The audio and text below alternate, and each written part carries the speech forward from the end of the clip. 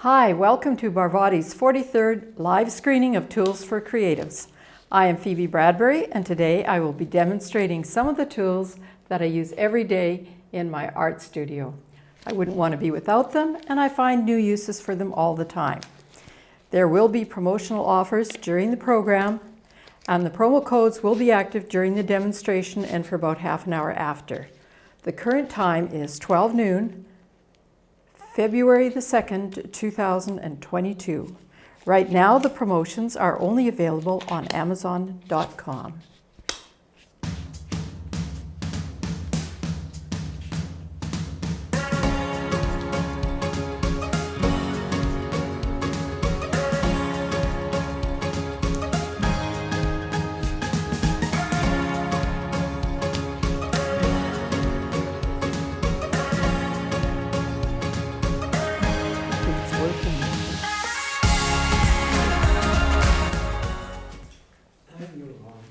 So I'm going to start by showing you some of the work done during the show, and this one here is, the title of it is Blue Card, but it was done within a minute or so during the show recently. And I just want to show, and it's done on Yupo paper, which archival, which means that it can be sold, it's marketable, and it's quite sturdy.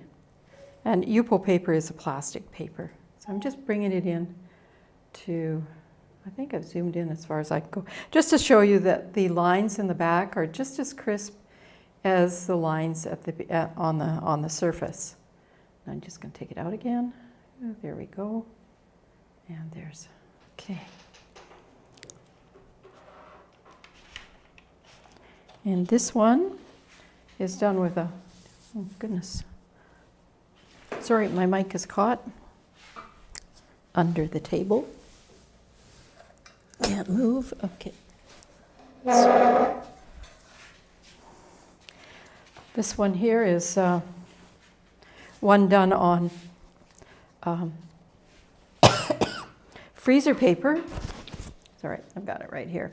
And the reason I use freezer paper is because it's got a slick side, and it's opaque because of the paper on the other side, and it's used for packaging frozen food. It doesn't usually come in white.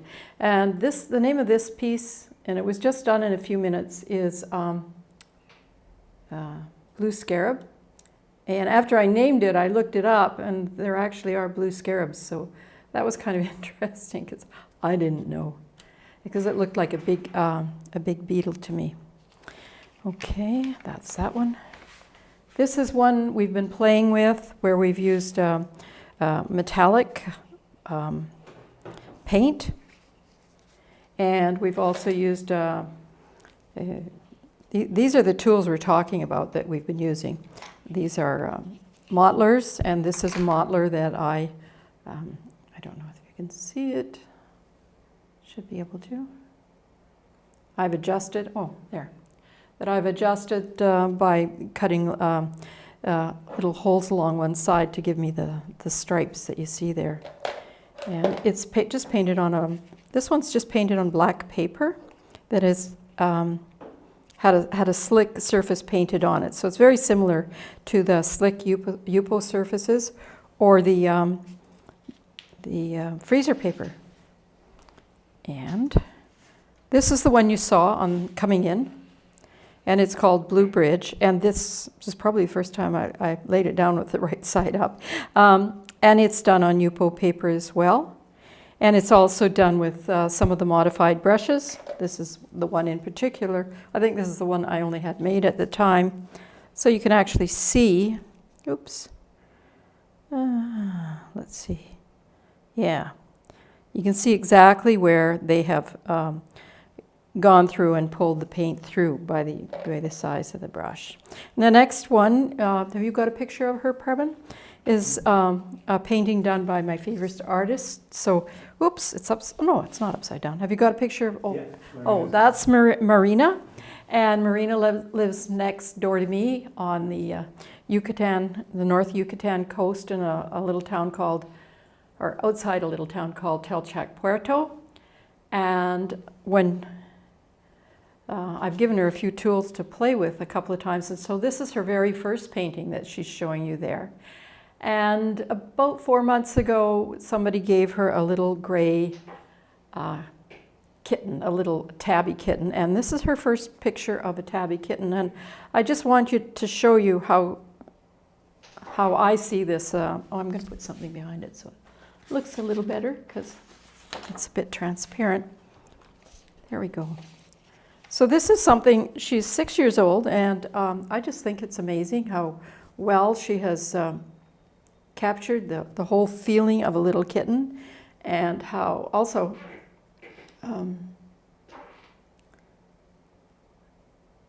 all of the details. And so here in this case the details, well, she's got her name at the bottom. I had to ask her to do that. She was a little shy to do that. But if you look closely at the kitten, you'll see that it has gray stripes like a tabby. It's got 2 ears, 2 little black dark eyes, a little nose, whiskers, and cheeks, and a tongue. And also she's got her the 2 paws. It's actually quite well done, because the only paws you see are the only ones you would see if a little cat like that was sitting out in front of you. So I just loved it, and she gave me a copy of it. I did ask her what was going on over here, and I think it has to do with I forget, so I'm not gonna make it up. And of course the cat is standing in some grass. So I'm hoping to start including a section for children, and so that they can choose to do something, a little challenge, that they can choose to do something that they might do wherever they happen to be in the world, and with very, very simple tools. So I'm looking forward to doing that, and I think Marina and her best friend, who gave us a kitten the other day, might be talked into helping us on that part of the show. But that's for the future. So that's Marina's work. And I would also encourage you, if you're interested in sharing the work you've done, to go to our Facebook page, which is the same name as our company. Okay. And our company's name, of course, is Barvotti. So this is the one that we've chosen to do just as an example of one of the works that we've done. So we're going to go quickly with the music, and this is called Scattered Thoughts. It's on Yupo paper. You got that, Preben? Great. Oh, it's showing up. No, we don't have scattered thoughts. Hey? No, we don't have. We have orange regrets. Oh. Got the wrong one up there. Sorry, Kevin. Oh, great. So could you just show Orange Regrets then, and I will show it after the show? I'll show the picture of it. I don't have a picture of it with me here. I did go over it with you a minute ago. So. Just show the one you have, Orange Regrets, please.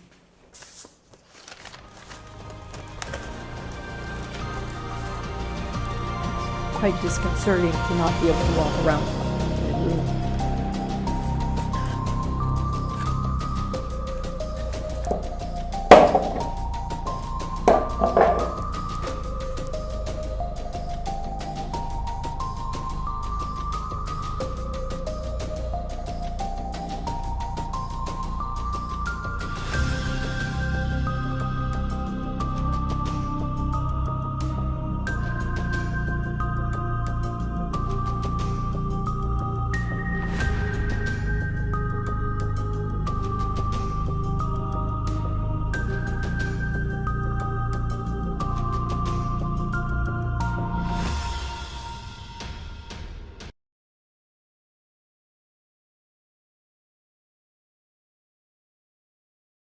What I'm showing here is we only have 4 modelers, and we do have 5, so that one, no.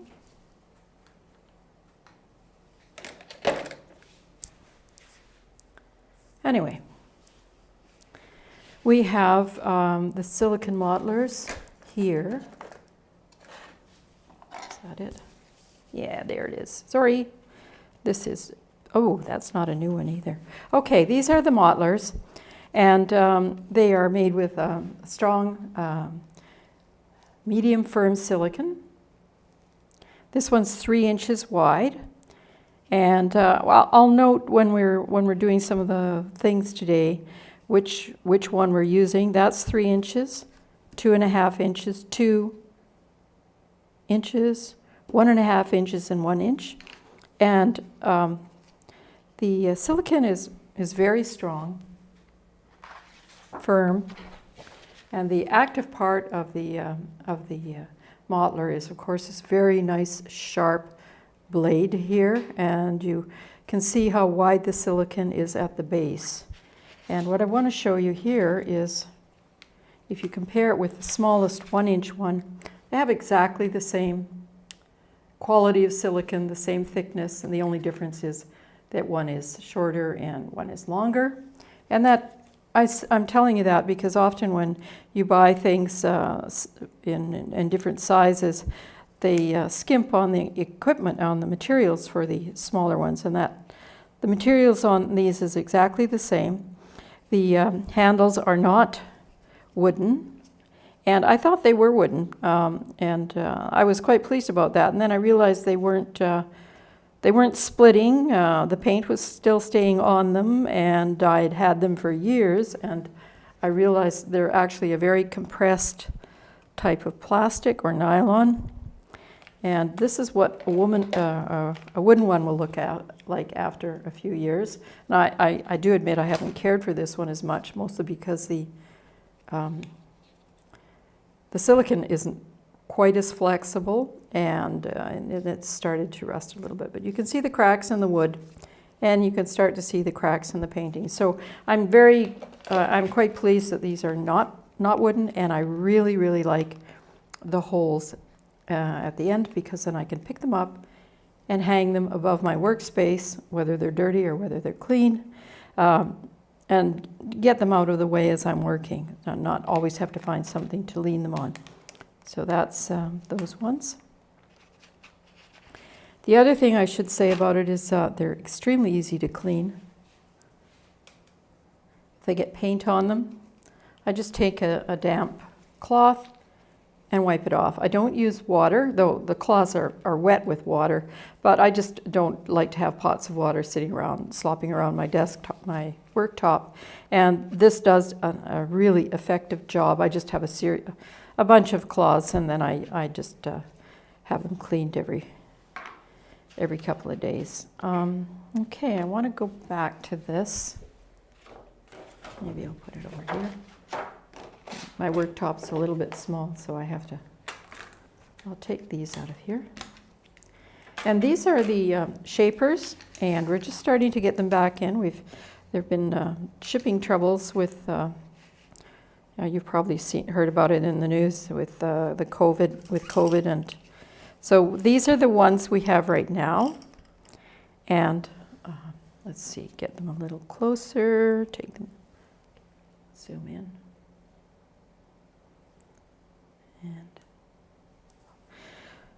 And these do have wooden handles, and I don't use them quite as much, but I do take care of my tools. So the wooden handles on a long, thin, round one like that doesn't seem to be quite the same as a flat mottler type of handle.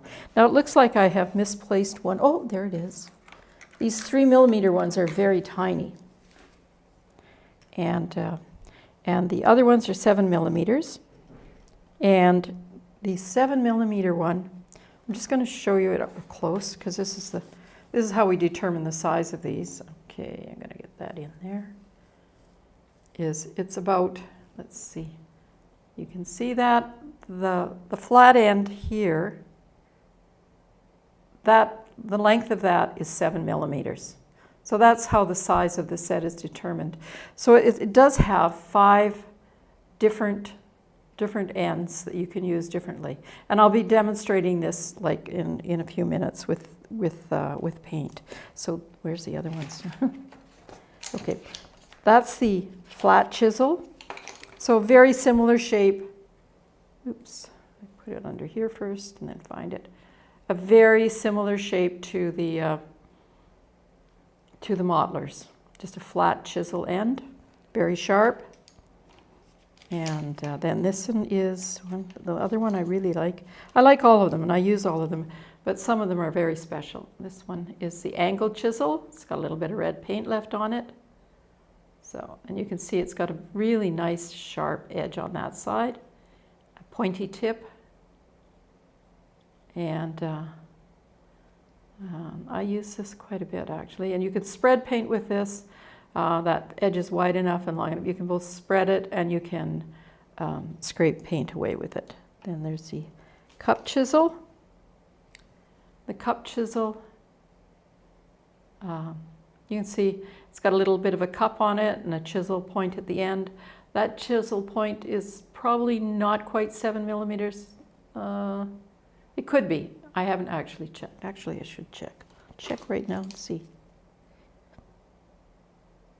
No, it's about 1 millimeter. You can tell that it's just a tiny bit smaller than the full 7 millimeters, so it must come in a little bit there. And this is it has strength because of the way it is dimensioned, so it has a little bit more push if you're carving in clay or other sorts of things. It's also used for moving paint. If you go to our website, we've got pictures like this that explain where you would use the angle chisel, where you'd use the flat chisel, the cup chisel, the round cup, and the taper point. I'm not going to go over those all today because I'd like to get into the demonstrating. We've been told that that's a lot more fun than watching me try to balance these things on my hand. So this is the taper point. So it just goes to a pointy point. And this is the round chisel. So it's a little bit like the cup chisel, but it's totally round. Good for moving heavy parts, heavy paint, and for carving and chiseling. Where's the other one? Did I miss one? I think I got them all. 1, 2, 3. Yep, went through them all. Okay, so that's them at the 7 millimeter size. Now where are my? There. Here's my 3 millimeters. Now you have exactly the same thing. These are our smallest ones. And you can see the tips. They're very similar. You'll have I'm not quite balanced enough to do this properly, but you can see that you have the 5 different tips there. The round chisel, the cup chisel, the pointy end, and the flat chisel, and what's that one? Well, that's the flat chisel, and that's the point angle chisel. So they're all the same, but these are 7 millimeters, and we do have them coming soon. The 10 millimeter, a centimeter across the top of the chisel point, and we have the 4 millimeter, which sounds like it would just be a tiny bit bigger than this. And they are, but they actually are sufficiently larger than these that you can do more things with them. Okay, so then that is my, now I talked about, okay, I'd like to introduce Sandy Welsh, an online artist on Instagram. She will be painting with a 1-inch modeler, where I've got one here. I've got one, and you are showing, aren't you? I'm not showing. Okay, so she will be painting with a 1-inch modeler, and I've got this one here, and a 3-inch modeler. Let's see. I'm going to go back to my little rubber spatula here.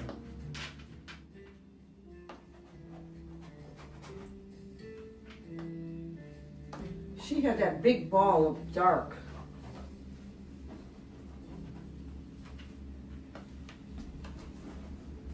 And then we'll go over it again with a lighter blue, but this will be underneath.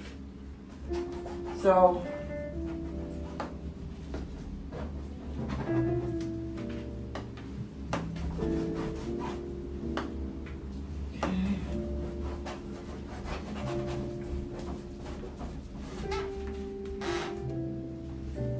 Are we getting to look like this ocean? See?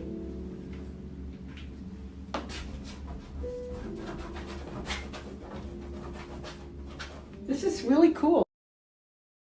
Where do you get the, oh, I ordered them from Amazon. They look like, where's my big one? I think they're called shapers. I got two of them. I got the bigger one. They're not expensive either. I got this one. I think if you just put in paint shapers, this will come up. They're nice, and you can use the tips if you want to sort of scratch out. Yeah, they had a couple different sizes, but I like them. It's the first time I've started using them.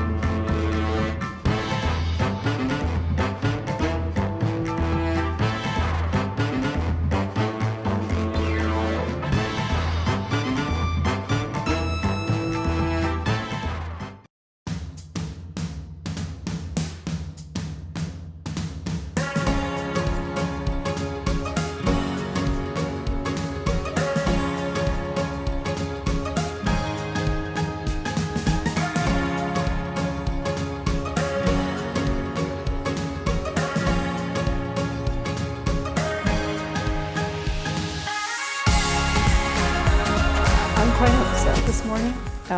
You've got to tell me. Okay, what goes now? Okay, the video is on and you're on camera. I'm on camera? The camera is working. Okay. This is a painting I did while I was at art school. You can see the scraping through the red at the bottom and the yellow bands at the top made by scraping through the dark yellow layer. The dark layer into the yellow layer. The painting is also covered with a layer of horizontal and vertical fluorescent green lines poured across the surface. I did a lot of that when I was in art school. In the next demo, I will be showing you how some of these effects are achieved. I should mention that we are having a little bit of trouble here. Normally we have another camera working where I would be talking to you and you would see me in front, but that's not working. So I'm going now to show the other part. The table part is working. So here we go. Is that where I go now? Yeah. Okay, thank you. Okay, I have to move these away. Let's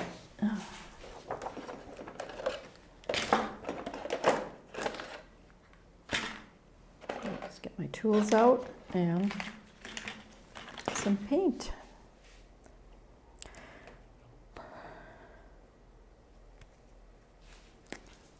So let's see. Ooh, where are we?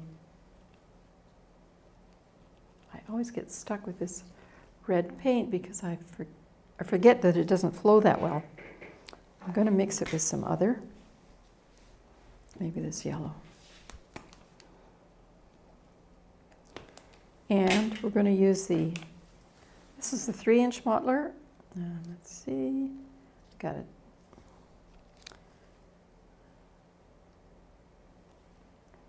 The name isn't on this one, that's why we're not seeing it. It should be in shape, yeah, okay. And we're just going to spread across and show you what a 3-inch spread looks like. So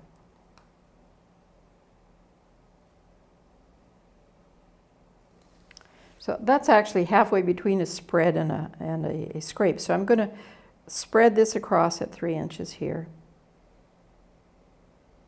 So this would be if you're applying paint to a surface. You might use this if you were putting gesso on a large surface as well. And you might think because we're doing this and everything is square that that's all this brush can do, all this modeler can do. But that's just the bare beginning of the 3-inch modeler. So now I'm going to do a real scrape through right to the surface. So you can think of this as a cleaning scrape if you like, or maybe just an exposing art underneath, or for other things. And of course I'm using the full width. So if I wanted to clean off this surface completely, I would have wiped between each stroke, and I would have overlapped, of course, and that would have achieved that quite nicely. See? So it's one of the, all of them do this, of course, because they're all the same shape, but this one does very large surfaces very quickly. Your palette, if it's dirty, you can clean it off pretty quickly, and if you have a plastic surface, you can probably just finish off by getting the rest of the paint off with a damp cloth, and I do that a lot. So I'm just going to do a little more here, just to show you that, yes, it does come clean, but most of the work was done by the modeler. Okay, I'm going to keep that cloth. And I saved that paint at the bottom there so that we could use it again, because we've just started to talk about the kind of marks, and you've seen the pieces that were done, and some of those were done with just entirely with one modeler. So as a relaxing experiment or even a meditation with the right music, you can just play with these and get all kinds of different marks. So there's a ribbon mark. This is what I call my flag mark. I discovered it all by myself.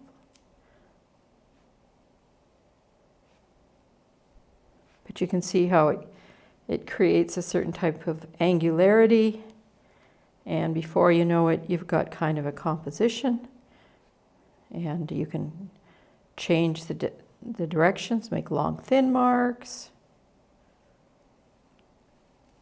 and marks like this. You can take one of the other ones, say like this 1-inch one here, and you can smooth in areas if you want to get more than just the marks of a 3-inch.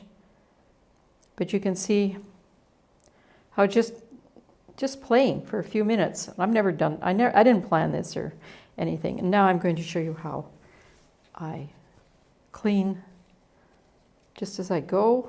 It's absolutely clean. I could use a different color with that now. It wouldn't contaminate the first color. And here's the red one again. I'm going to erase it again. And I'm going to go through with some of the other tools we have here. Let's see, I kind of want to leave that paint on there. This is where I need a little hook here to hang my brush on through that nice little hole that I have, Previn. So I will probably, what'll I do with it? Okay, I'll just put it over here. Okay, so I'm looking for these things.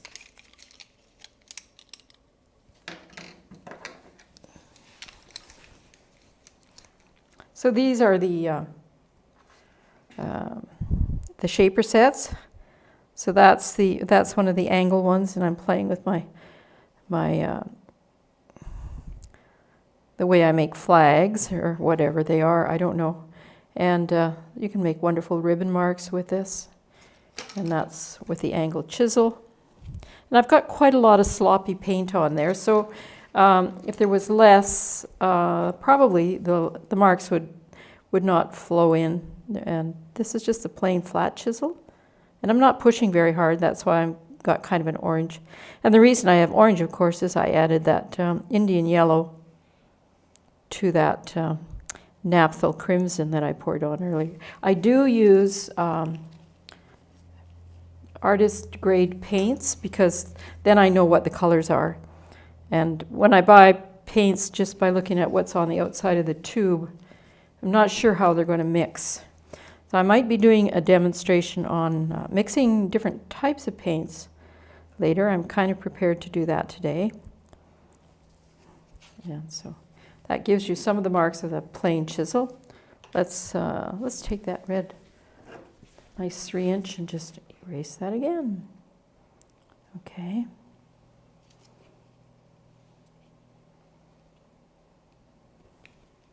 Put it back.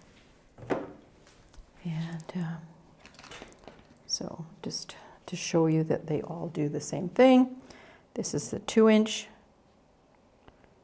And now I'm just making little almost like fence post marks, and if I want to go in another direction, I can. And you can start to see how you can still see the background's still sharp. Another mark I really like to make, and I've only learned to make it since I started to play and demonstrate in here, are these swirly shaped marks, and I sometimes make those, and then I cover them over with something else, and then it looks like there's many different layers. And of course there are many different layers. I start with one layer and go through another, and so on and so forth. So that's the 2-inch. So I can lay on a 2-inch spread. I can scrape off a 2-inch spread. And, you know, even stuff like this I find quite a lot of fun to do, and visually interesting because of how sharp the marks stay. I'm almost tempted to try. I'm almost tempted?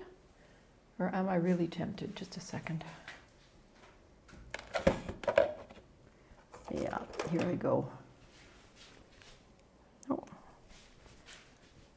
I don't know what I did with that. I have a little bit, oh, here it is. I've been looking to see what would happen if I had a very thin. I did a painting once where I used alcohol to, no, this is not quite wet enough. If it was a bit wetter, with water I mean, then we could make some very interesting kinds of marks with that, with the alcohol. Okay, so here I am. What am I going to do now? I'm going to clean it. And I'm going to take the 2-inch, or the 1-inch, and I'm going to do my usual, which I hope people who watch all the time aren't too bored with this, where I go through and make a basket weave. Sometimes we're lucky and we have other marks underneath because of what we were playing with before. Here we have a few marks. Now if I'd put on a very dark color underneath and then gone over with orange, there's a good chance that those marks would be showing there. Now, just to make it a little more exciting, I'm going to go across the weaves. So you'll have to think of, visually, you can think of either the orange parts or the white parts as the grass that is being woven. And this one is going to have a little different. It's a 1-inch, and I've cut some little holes in it. So it'll have a different pattern. That's all it'll show. So we're going to go under. Oh, we're going over. So we go over one, up to the next one, and then under. So that's the part we count. Over, under, over, under. Oops, I think I went over, under, over, under, over, under. I'm getting a little bit. Okay, this will be over. And it isn't until you've gotten a couple of layers that you actually start to see that it is a weaving. And where am I going here? Over, under. Oops, I did something wrong. So this one has to be over, this one has to be under, this one has to go like this. And I should have picked up the other one. See, we will go like this and just correct it there and there. So I've been playing with this for quite a while, and I'm just looking for that thing that I had earlier, the golden one. Do you remember what I did with it? Oh, here it is. This is one I did. Okay, let's see. Out of here. A while ago, and it looked really terrible. Now it's got kind of, I went over with a gold, and now I'm thinking what I want to do, I'm going to just rip this off of here, if I can. There we go. And I was thinking of maybe, because the gold is standing out a little bit, I was thinking of maybe putting some very dark color on it and then scraping it off. And that's what we're going to do. And then the gold should show up and shimmer. We hope that'll happen. Let's just see.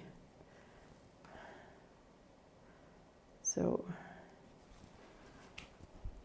this isn't much of a risk because the original painting was pretty awful. And if we don't like it, we can do it again. But there is a possibility that something interesting will happen here. I'm not going to use any patterns. I'm just going to, this is a Payne's Gray because it's nice graphic dark. And so what I'm hoping is that we'll get the pattern of the scrapes that we did before. So let's just see. Oops, it looks like we are. It looks like it's very dark. Okay. So this is just part one.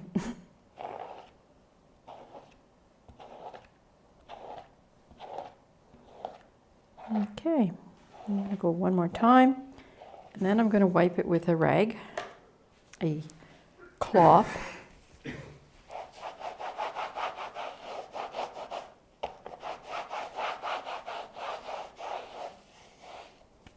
And maybe another one.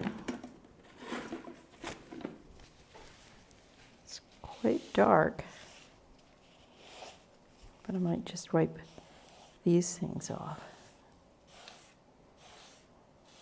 Expose some of the drawing.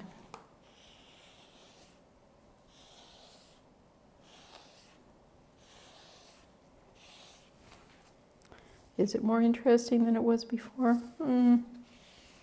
I think I will redo this with a deeper layer of gold. And I would also like to rub it with a dry cloth, and I only have wet cloths here. So. Let's see if I've got something here. Oh, there's some paper. So I think that it has resulted in defining the edges a little bit.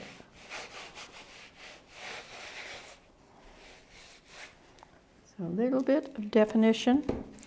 And playing with it myself, I'm going to take a little bit more of this black, and I'm going to put it in these squares here.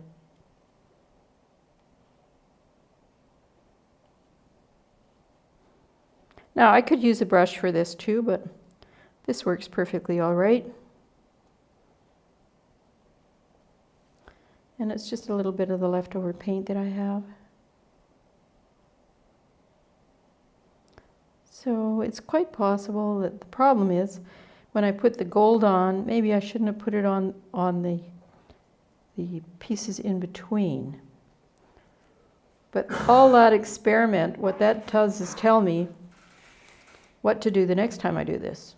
So next time, if I have one of these, what I will do is I will only spread the gold on the weaving part, and I'll leave the background black. So here we can see a little bit more. And because this is just playing here, you watch me play and then you can try it and play too. It is more fun for me to do this without the intention of always having a wonderful piece. Now, if I've done 25 or 30 of these, and I've decided that, oh, the best way to do this is do this first, that first, then I do get a little bit more careful. But really, I'm still at the inquiring stage right now, and I'm trying to see what will happen. And I think that is more interesting. Certainly, everything is a little more blurry. What I'm going to do now is I'm going to just put a little bit of real paint in there. Now this paint color is not black, it's a Payne's gray, which means that it's kind of it's a painterly black. It's not black. It's like a deep indigo blue.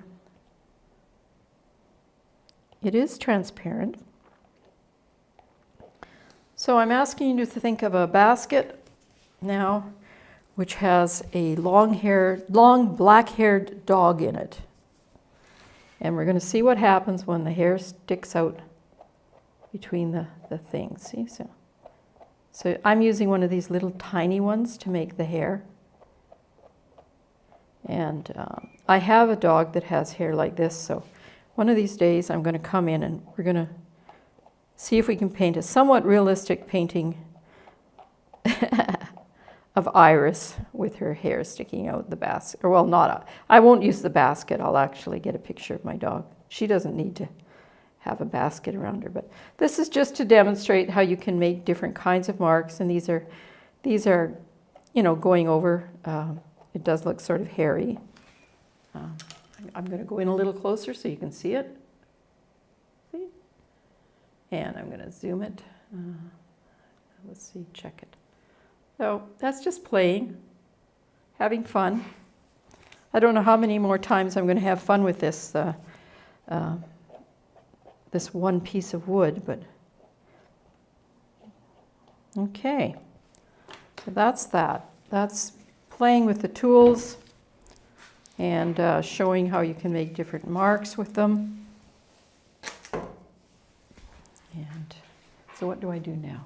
I think I'm going to go on to those metallic paintings after I clean up here. So, I want to show one. This here, this green one. Is this? You ready to show this, Previn? Yeah. Okay. So I'm talking to you about how you can make different marks with different things, and I do get sidetracked, and I'm lucky I have a partner who helps me get back on track. So here's a painting done very early on. Oops, very big. It's not that big. I'll show you what size it really is. It's on a piece of freezer paper. I used to call it butcher paper, but I was wrong. It's freezer paper.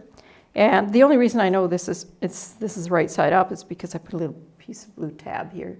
So it reminds me which side is up. And because it's on freezer paper, it's not an original painting I can sell. I can turn it into a digital painting and then print it on really good quality paper and things like that. And I have turned this one into a digital painting.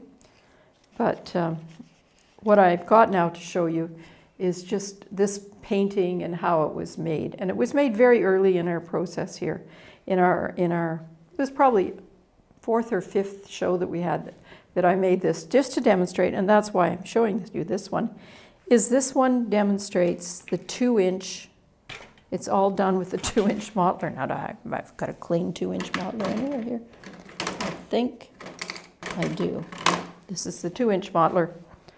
And you can see here how it just fits these things. And these marks were made with the sideways. This is the flag shape that I had figured out how to do. And this one here is if you go and take your brush, your modeler, and go in a circle around an axis. So you can make these lovely things. So there you go. Previn, show them how it was made.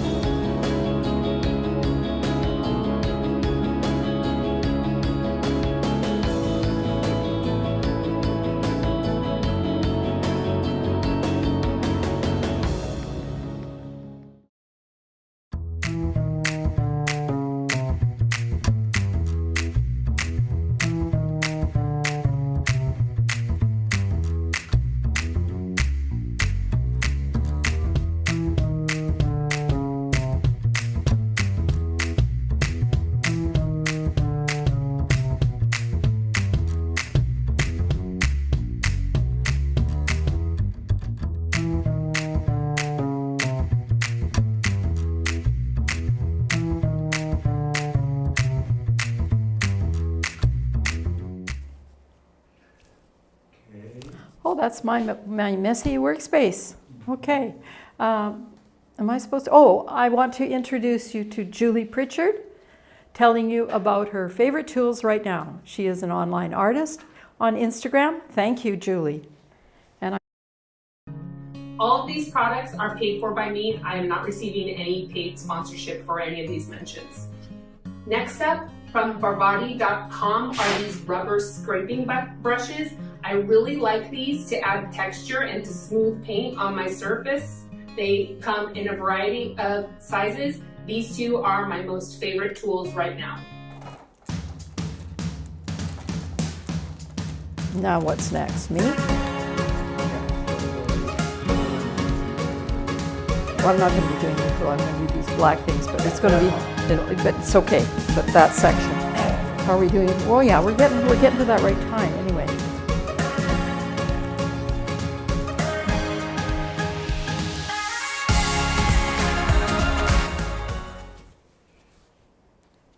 Okay, hi. Are we back? Yeah. Preben? Okay, great. Preben is my husband's name, by the way, in case you're wondering who I'm talking to. And he's the person handling the cameras and switching back and forth for us. So I'm very, very fortunate to have help. I'm now looking here. Okay, let's see. I'm going to go into this. Now, this is not something we did. This is something I found when I was looking in for images of royalty-free artwork. And I found this in Camtasia's stuff. And I thought, I'm pretty sure we can figure out how to do that because we've got gold paint. God, my hands are dirty. We've got gold paint, and we can scrape through the gold paint on a black surface. Let's see what we can do. So I'm going to start with, I think it's on this side. No. Oh, so I practiced a little bit on some black surfaces here. I just wanted to show you. I cut out pieces of cardboard and practiced, and I thought, oh, we can probably do that. But we need to have something to scrape with. And these are quite wide scrapes. So I had, let's see which ones were they. This one and the other little one that we had earlier. This one and this one. See? These have two different, that's pretty hard to see that, isn't it? Okay, let's just see. Put it here.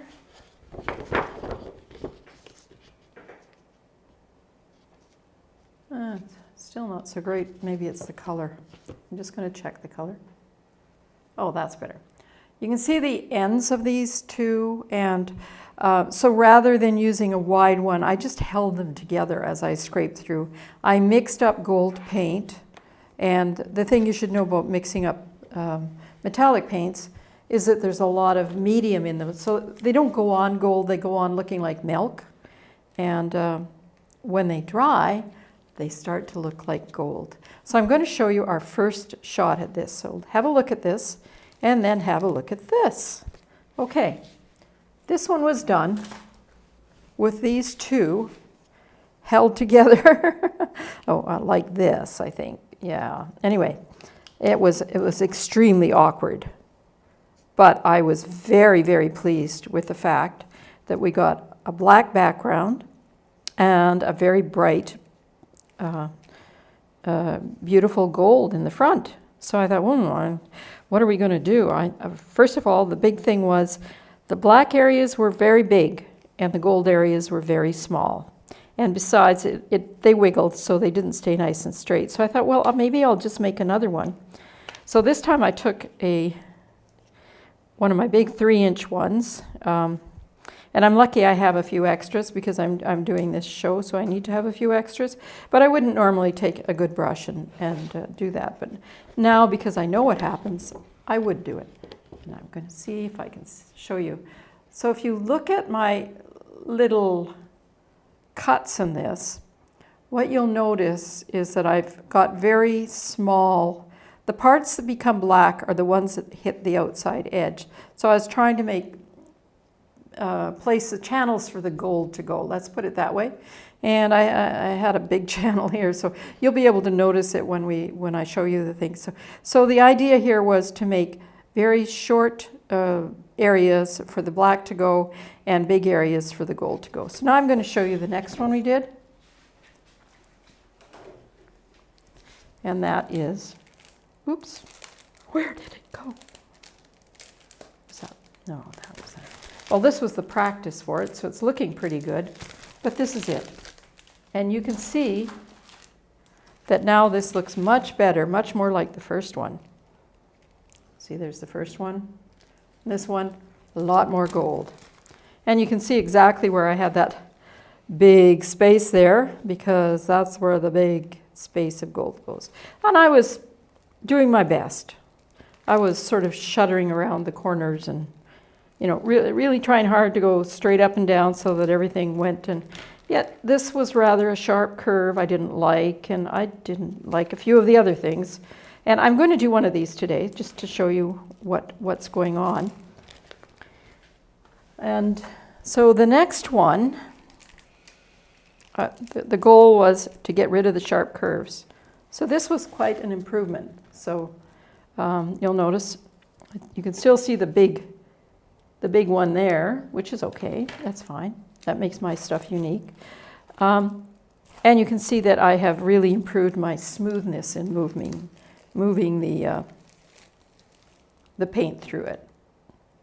Okay. So I've done a few variations of this, like getting bored with putting it all so there's one thing going one way and then flags going. To me, it's okay. It's not a big deal. But I think the real improvement was when the other day I started to come out, and I came out and I thought, well, I'm just going to try it again. And I got a little frustrated, so can you tell the difference between that and, where is the one I wanted to show you? The last one we did here, which I thought was pretty good. So this is the last one we did here. And this one just has a way lot more movement. And it was because I was holding, it's exactly the same tool. You can see the big wide one there, but I was holding it differently. There was different music playing. Ooh, it looks good on the screen. I'm looking on my desk, and now I can see it on my monitor, and I think, ooh, that looks actually pretty good. So I'm just going to have a better look at it, because I can then, for you and for me, let's zoom it. Oops. Zoom doesn't work too well with the rubber gloves. Okay, there we go. There we go. Let's move these out of the way, and move this out of the way. So that was the one I did before, and then this one is the one I do now. And to me, this has got a lot more movement and stuff like that. So I'm really pleased with that, because that's like, now I'm doing something different. So today we're going to do a very quick one, very similar to that. We'll see what happens.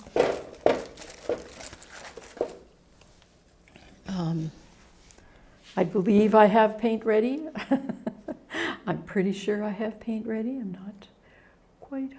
So I do have paint ready. I may have to use a bit of gold. Oh, and I didn't show you. I did one in stainless steel too, but not with the same movement. So this is it all mixed up. And you know, there's something in there. But I'll change this. Okay, is the focus on? Oh, I think it's okay. It's got gold paint in it. Show you the gold paint. This is pure gold paint, and then I've mixed a white medium with it that will dry absolutely clear after. And I'm just going to, with all of these little brushes, you'd think I'd have one ready to go to scoop that out. So, where is it? Oh, I don't want to use one of my new ones. So what I'm using here is one of the 10 millimeter ones, the ones that are coming in soon.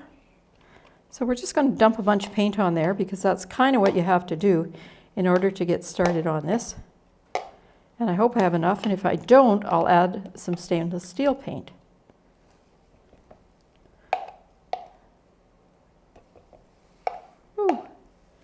I will wipe this off right now.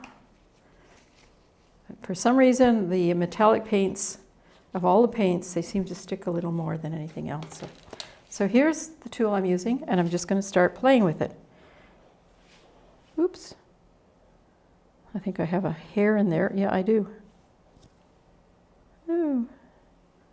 Let's get rid of that. So the first part is just getting the surface covered. And in this case, I did not put a shiny surface. My preference would be to put a shiny surface on the black so that when I draw through,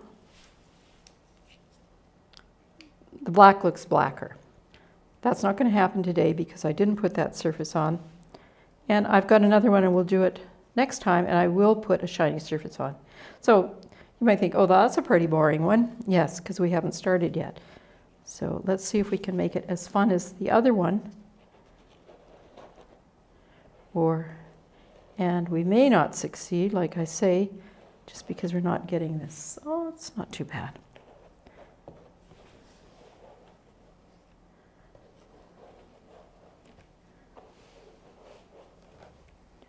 That's actually turning out kind of fun. I've got a great big gob of paint there. The beauty of acrylic paint is it will gob up like that, but it will dry within days. Whereas if I was dealing with oils, which I don't deal with mostly entirely for health reasons. I love oils. But the other thing about oils is they do take forever to dry. But that means that you can always go back and change things. And the beauty of acrylics is things dry so quickly, but that means what? Oh, you can't go back and change things. So that's a little different. What do you think, Preben? Tell me when to stop. No. Eh? No. No, you're not going to tell me when to stop. I think we're done. I'm just going to see. I'm going to wait till I get up where I think there's not something on there that really bothers me. These look like big figure eights. But it is scraping right through pretty well. Now that I don't like the way that comes in there. Mm-hmm. So I could have a lot of fun on a much larger board with this. Oops, that's got it. No. Okay. Where is she going to end this? No, not like that. So if I did get really tired of it, I could just scoop it all off and start again with it being a bit moist. But I think I'm going to probably end up with something that I will keep. That's pretty close there. Yeah, this little corner here is not so great, but oops, no, I don't like that thing. That's done, okay? And it is substantially different than the one we just did last time. And that is the show for the day.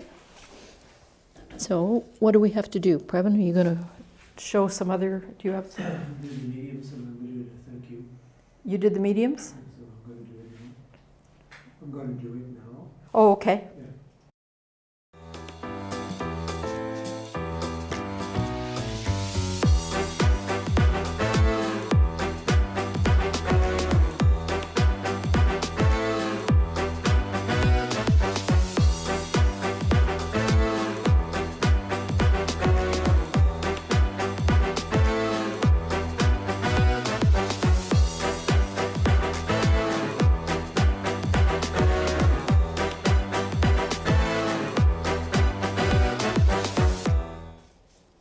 So,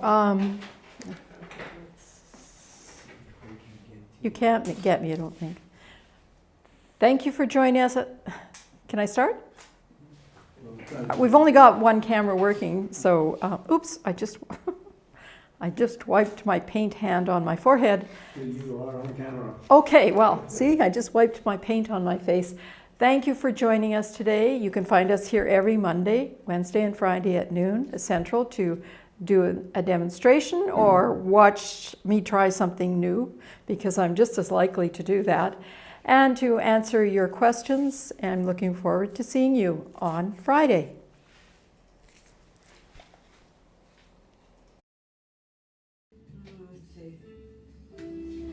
I'm gonna go back to my little rubber spatula here.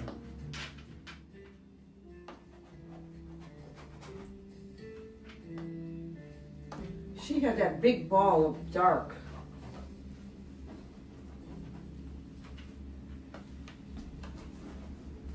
And then we'll go over it again with a lighter blue, but this will be underneath. So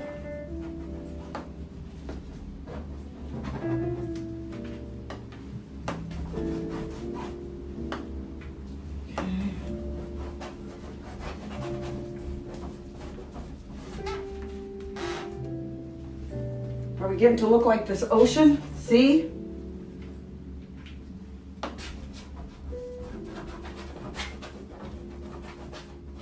This is really cool. Where do you get them? Oh, I ordered them from Amazon. They look like, where's my big one? I think they're called shapers. I got two of them. I got the bigger one. They're not expensive either. I got this one. I think if you just put in paint shapers, this will come up. They're nice, and you can use the tips if you want to sort of scratch out. Yeah, they had a couple different sizes, but I like them. It's the first time I've started using them. Okay, thank you. All of these products are paid for by me. I am One not thing has- receiving any paid sponsorship for any of these mentions. Next up, from Barvotti.com are these rubber scraping brushes. I really like these to add texture and to smooth paint on my surface. They come in a variety of sizes. These two are my most favorite tools right now.